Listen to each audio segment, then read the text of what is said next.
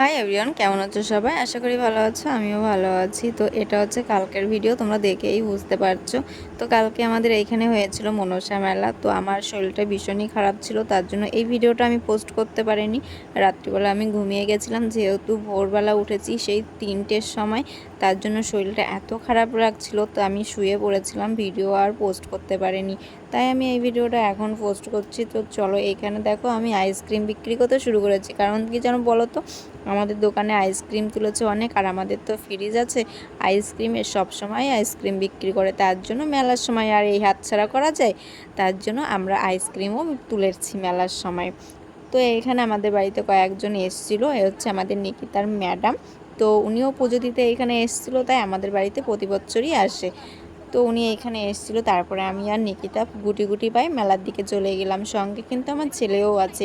তো এইখানে শুধু জাল আর জাল, মানে মাছ ধরার যাবতীয় কিছু এইখানে আছে। কে কোনটা কিনবে বাবা, ভীষণ একটা মেলা এইখানে।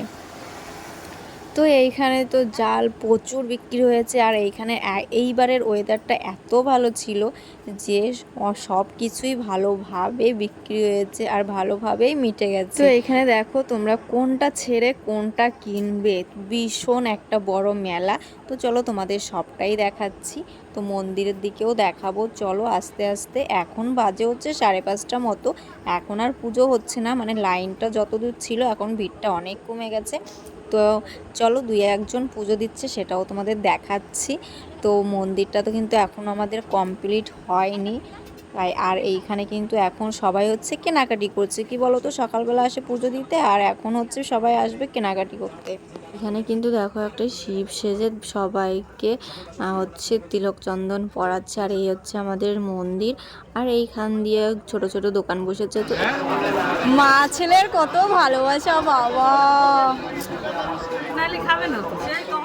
এখানে দেখলে মা ছেলের কতটা ভালোবাসা। একজন ছেলে দোকান দিচ্ছে, সারাদিন কিচ্ছু খাওয়া হয়নি দোকানের ভিড়ে, আর মা তাকে খাইয়ে দিচ্ছে। এই হচ্ছে মা ছেলের ভালোবাসা। এইখানের মেলা তো আজকের মতন এইখানেই শেষ। আর মেলা হচ্ছে বিষ্ণুপুরে, কারণ এইখানে এত দোকানদারি দেওয়ার মতন জায়গা নেই, তার জন্য সব মেলা বিষ্ণুপুরে চলে যাবে বিকেলবেলায়, মানে সন্ধ্যার আগে আগে সব মেলা চলে যাবে ভেঙে।